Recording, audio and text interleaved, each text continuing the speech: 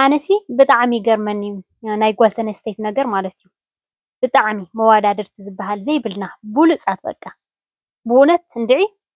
ሓደ ግዜ ክነስተውዕለልስ ብጣዕሚ ከምዚ ኮፍ ኢልካ እንተሓሲብካያሲ ብጣዕሚ ኢና ጀጋኑ በቃ በልሕቲ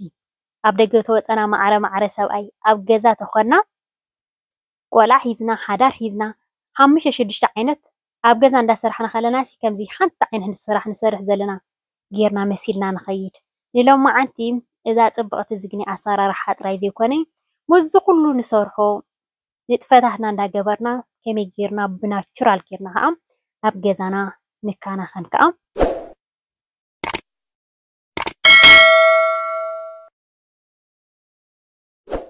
ሰላም ኣብ መልዓለም ዘለኹም ክብራት ኣሕዋት ሰላም እግዚአብሔር ምሳኹም ይኹን ናይ ሎማዓንቲ ብሓንሳብ ከይድና ንሰርሖ እምበር ክትፈትውዎ ተስፋ እንዳገበርኩም ቅድመና እምባለይ ግን እቶም ሓድሽ ዘለኹም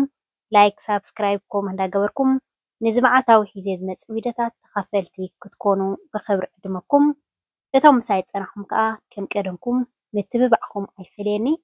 እዚ ቪድዮ ብላይክ ጀምርዎ ናይ ሎማዓንቲ ብሓንሳብ ከይድና ንሰርሖ እምበር ከምዚ ትርእይዎ ዘለኹም ባህላዊ ፃሕልና ጌርና ኣዝዩ ፅቡቕ ዝኾነ ዝግኒ ናይ በጊዕ ክንሰርሕ ኢና ክቡራት ኣሕዋተይ ሎማዓንቲ ዝግኒ ኣሰራርሓ ናይ ፀብሒ ጥራይ ዘይኮነ 3 ዓይነት ኣብ ነፍሰይ ዝጥቀመሎም ብፍላይ ኣብ ክሽነ ክሰርሕ ከለኹ ማለት እዩ ክቡራት ኣሕዋተይ ኣብኡ መግለፂ እንዳሃብኩም ክኸይድ ቪድዮታት ክሰርሓሉ መደባት ኣለኒ እንዲሁ ብጣዕሚ መደብ ዝገብረልኩም ምክንያቱ ብዙሕ ቪድዮታት የሰሪሐ ግን ብዙሕ ከዓ ዘይተጣዓመ ክገብሮ ግን ፕላን ዝገበርኩ ኣሎ ማለት እዩ ክሰርሓልኩም ከዓ ግድን እዩ ማለት እዩ ክቡራት ኣሕዋተይ ምክንያቱ ኣገዳሲ ስለ ዝኾነ ሕጂ ሽጉርቲ ክንደይ ተጠቒመ 1 ኪሎ ሽጉርቲ ኣብ ዝያጣ ፃሕሊ ክሳብ ዝቁሉ ክገድፍየ ምክንያቱ ኣብ ፃሕሊ ከም ንፈልጦ ረጒድ ፃሕሊ ክሳብ ዝቕለወልና ቀስ እንዳበለ ንሱ ህድእ ኢሉ ልክ ከም ስቲም ኮይኑ መኸኽ ክሳብ ዝብል ሽጉርትና በዚኣ ከዓ እንጀራይ ሰንኪተ ክውድእ እንጀራ ሰንኪተ ክሳብ ዝውድእ እቲ ሽጉርትና ከዓ ከም ትርእይዋ ዘለኹም እንዳተኸታተልና ምውት ኢላ ክትቆለወልና እያ ማለት እዩ ክቡራት ኣሕዋተይ ከምዚ ትርእይዎ ዘለኹም ማዩ ንቕፂሉ ክሳብ ዝውድእ ከዓ ክፅበየ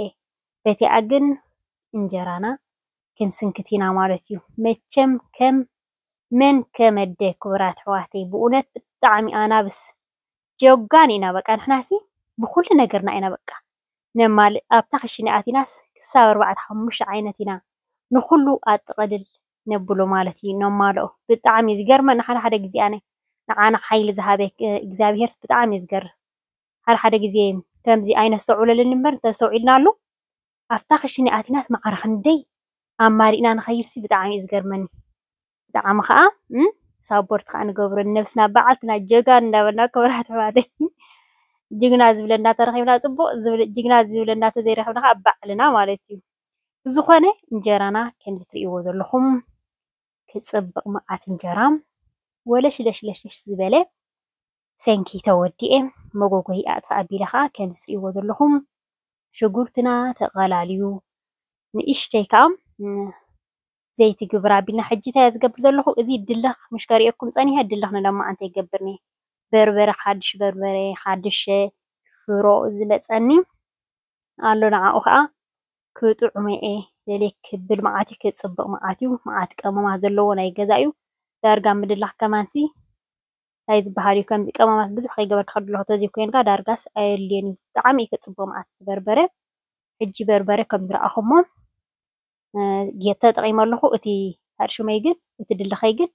ኣፀጊዐየ ኣለኹ ኣቐሚጠ ምክንያቱ ብድልኽ ጌርና ከዓ ሓደ ግዜ ከዓ ሰሪሐልኩም ነይረ ሎማዓንቲ ከዓ ብኖርማል ብበርበረ ጌርና ክንሰርሖ ኢና ማለት እዩ ከምዚ ግብር ኣቢልና ኣብዚ ሓቢልና ብሓንሳብ ስራሕ ተቢልናዮ ኣብ ፃሕሊ ተሰርሐ ማለት እዩ ኣብ ፍርጅ ኣቐሚጥና ከዓ እንዳቐነስና ስራሕ ውዒልና ድዩ ኣብኡ እንዳቢልና ዝኾነ ተወሳኺ ጌርና ክንጥቀም ንኽእል ኢና ሕጂ ኮሚደረ 3 ሓባ ኮሚደረ ፍሩያት ተጠቒመ ካብአን ሕጂ ቁሩብትለይ በታ ጎና ከዓ ሽሮ ክሰርሕ ስለ ዝኾንኩ ቆርብትለይ ኮሚደረ ከም ዝረኣኹሞ ቀኒሰሉ ማለት ሕጂ ዘይቲ ክቡራት ኣሕዋተይ መጀመርያ እንዳቐለኹ ከለኹ ሽጉርቲ ማለት ንእሽተይ ተጠቒመ እምበር ኣይተጠቐምኩን ምክንያቱ ጠስሚ ጌርና ክንሰርሖ ከለና እዩ ፅቡቕ ሕጂ صعدا شغورتي جنجبلن تطحنها يغبرلو لخ مالتي مسو حجبزي صبق جرنا قلو كنبلنا هم زولكم اتبربره لوزبيو بطعمي ناي غزا تاي بحال ስለዝኾነ ኣይመርኒ ግን ዝኾነ ዓይነት ኣብ መጀመርያ ጽቡቕ ጌርና ተቀላሊናዮ ዳሕራይ እንታይ ዝበሃል ክኾነልና ሕጂ ኣብዚኣ እንታይ ዝበሃል ክገብር ጠስም ክገብር ዳሕራይ ከዓ ምብራዱ ስለ ንገብረሉ ማለት እዩ ሕጂ ክብራት ሕዋተይ ናይ ሎማዓንቲ እንታይ ዝበሃል ጥራይ ኮናን ኢና ክንሰርሕ ዝበልኩኹም ፀቢ ኣሰራርሓ ጥራይ ዘይኮነስ ኣብ ክኒ ክሽኒ ክንኣትኸለናስ ክንገብሮም ዘለና ዝበልኩኹም ናይ ነፍሰይ ምክንኻን ማለት እዩ ሰለስተ ዓይነት ንዚኣ እንዳሰራሕኹ ይገብር ኣለኹ ማለት እዩ ሕጂ ኣብዚኣ ንእሽተይ በርበረ ፀሊም ንእሽተይ ከኣነይ ኮረሪማ ፍረሽ በዓለይ ገዛ ዘዳለኹ ወይ ዝጥቀም ዘለኹ ዳሕራይ ከዓ ክንገብረሉ ስለዝኾና ኣብ ምብራዱ ሕጂ ግን ከምኡ ጌርና ክንቀላልዎ ኢና ብድሕሪኡ ከዓ እቲ ዓፅሚ ክንእትዎ ኢና ምክንያቱ እቲ ዓፅሚ ቁርትለይ ካብቲ ስጋ ዘበለ ስለዝኾነ ንእሽተይ ነቡና ስጋ ይጥቀመሉ ዘለኹ ብጣዕሚ ንእሽተይ በጊዓ ከምዚ ንኽበስል ገለስ ዋላ ሓደ የድንጌካን እዩ ተን ዓበይቲ ኮነን ዘደንጌኻ እምበር እዚ ኣይድንግን እዩ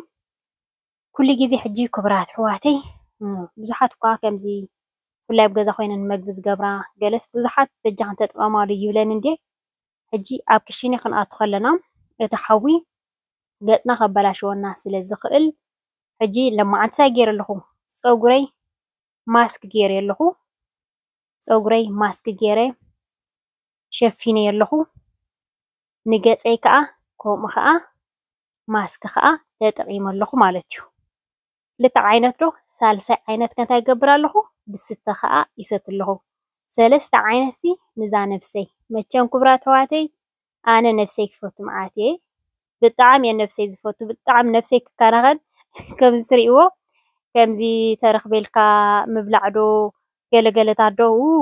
ብጣዕሚ እየ ዝከናኸን ክብራት ሕዋተይ ሕጂ ካብቲ ናተይ ተመክሮ ካብቲ ማለሲ ደሓን ሓደ መዓልቲ ፅቡቅ ጌረ ክገልፀልኩም እንደ ቪድዮ ክሰርሓልኩም እንደ ከምዚ ጌርካ ዝሕለፍ ኣይኮነን እዩ እዚ ስተ እዚ ብቐዳማይ ቪድዮ ሰሪሕልኩም ነይረ ማለት እዩ ተም ዘይረኣኹሞ ክትርእይዎ ትኽእሉ ኢኹም እንታይ እንታይ ንጥቀም ኣለኹ እዚኣ ምልእ ዝበለት ነይራ ብንጉ እየ ዝዘብል ዘለኹ ዝሰራርሕ ዘለኹ ማለት እዩ እዚኣ ምልእ ኣቢለያ መጀመርያ ሽጉርተይ ገለመለ እንዳኸርተፍኩ ከለኹ ሳልሳ ከዓ ሕጂ ይጥቀም ኣለኹ ሓንቲ ማንካ ሳልሳ ናይ ጥርሙዝ ሕጂ ክብራት ሕዋተይ እቲ ጅንጅብል ሌሚን እንዳገበርኩ ኣብዚ ማይ ውዒ ገይረ ጥጥቕ ኣቢለዮ ፀኒሐ ዳሕራይ ካብኡ እንዳቐነስኩ ይሰትዮ ኣለኹ ማለት እዩ ክሳብ ሰራሪሐ ዝውዳእሲ እዛ መሊእያ ዘለኹ ሲ ክትውዳእ እያ ማለት እዩ ሕጂ ስጋና ዝተሪፉ ዝነበረ ዕፅምቲ ምስ ገበርና ስጋ ገብር ኣለኹ ምልእ ኢላ እያ ዘላ ኩለን ግን እተን ስጋ ከእትወን እየ ምክንያቱ ትኽትኽ ዝበለት እንደገና ከዓ ሓፋስ ዝኾነ ከም ዝቕጥን ዝበለት ኣይኮነን ክገብራ ሕፍስ ዝበለት ፅብቕቲ ዝኾነት በቃ ኢና ክንሰርሓ ማለት እዩ ሕጂ በቲ ድስተ ቁርብ ስጋ ኣይእትዎን ዝኾነ ኢለ ፀኒሐ ግን ዳሕራይ እንዳበሰለ ስለ ዝኸድ ከዓ ታሕቲ ክወር ስለ ዝኾነ ኩለን ገይረና ኣለኹ ማለት እዩ በቲ ውዒ ኩሉ ግዜ ዝሑል ክንሰቲ ከለና ኣብኣ ከላ ከብድና ሓፍያ ትብል ብጣዕሚ ኢና ከብዲ ነውፁ ማለት እዩ በቲ ውዒ ንሰቲ ኣለና በቲ ናይ ጅንጅብል በቲ ናይ ለሚን ከዓ ብጣዕሚ ኣብ ኣካላትና ዘሎ ስብሕታት ሕፅብፅብፅብፅብ ከቢሉልና ዝኸይድ ማለት እዩ ሕጂ ቆርብትለይ ጨው ክገብር እየ እንደገና ከዓ ቀማማት በዓለይ ኣብ ገዛ ዘዳለኽዎ ካሙን ፃቕዳ ኣዝማሪኖ ዘለዎ ፃዕዳ ሽጉርቲ ጅንጅብል ፓውደር ዘለዎ ኩሉ ዝተሓዋወሰ ኮረሪማ ወታ ሸውዓተ ቀመም ኩሉ ዝተሓዋወሰ በዓለይ ዘዳለኽዎ ንእሽተይ ንስንስ ኣቢለ ኣለኹ ቆርብትለይ ሃነ ንኽብለላ እምበር ከም ዝበልኩም ብዙሕ ቀመም ኣየድልየን እቲ እንታይ ዝበሃል ማለት እዩ በዚኣ ከዓ ሽሮ ከዓ ክብራት ሕዋተይ ብእውነት በስመ ኣብ ኣነ ገሪምኒ ሽሮ ኣይፈቱን እንዴ ሽሮስ ብእውነት ክብራት ሕዋተይ ከምዚ ባህግ በቃ ከምዚ ብሂገ ገለሲ ዝፈቱ ኣይኮንኩን እየ ሽሮ ሕጂ ግን ፍቕሪ ናይ ሽሮ ፅቡቅ ጌሩ ሓዲርኒ ገለ ዓይነት ብጣዕሚ ፅብቕቲ ዝኾነት ሽሮ እያ ከይትስንብዶ እዚኣ ከዓ ሑሕ ከይትስንብዱ ክብራት ሕዋተይ በቲ ፀጉረይ ማስክ ገይረ ኣለኹ በቲ ንገፀይ ምክንያቱ እዚ ኩሉ ናይ መጎጎ ወሊዐ ፀኒሐ بزي شوري سختي سلخو بزي كا زين نسرح زلنا مالتي اتخشنيسي موي كله حجي اتمقنا قلنا مصي لبلب ببيلو خند زنددنا نافتلك عنتي ماسك زغبرنايو نسو بطعامي زكال خاللنا ناب قربتنا زبحال حوي ايقربنيو مبزحتي غزي انا كبرات حواتي نلما عند خمانسكي نيشتي سابورت تخونا زين حواسام يدي بيلكم زريكم زلهم بر مبزحتي غزي كمزي ببع عينت مغبطات سرح لخو بزح كون لهم ماسك ناي صغري ماسكي ناي ገጸይ ይገብር ምክንያቱ ጨና ከም ትፈልጥዎ አለ ዝኾነ ዓይነት መግብታት ንሰርሕ ከለና ንሱ ዝሕል ክሳብ ዝለልና ናብዛ ሻወርና ካብ ርእስና ክሳብ እግርና ማይ ኩዕዎ ቢልና ክዳንና ቀይርና እቲ ስራሕናዮ እንጀ ጌርና ዕርፍ አቢልና ምስ ደቅና ነስተማቕሮ ማለት እዩ ሕጂ ኸሪኦክሜ እዛ ትስተ ስራሕናሲ ወዲና ኢና ከም ትሪእዎ ዘለኹም ማለት እዩ ቀመማትና ጌርና ዝግንና ኩሉም ሽሮናውን ከም ዝረአኹማ እንጀራውን ተሰንኪት እዚኣ ከዓ ከመይ ወዲአ ኣለኹ ፀፊላ ማለት እዩ ሓደ ሊትሮን ገለና ትኸውን ብጣዕሚ ንኽሰትዮ እዚ ክቡራት ኣሕዋተይ ክነግረኩም ኣይክእልኒ በቃ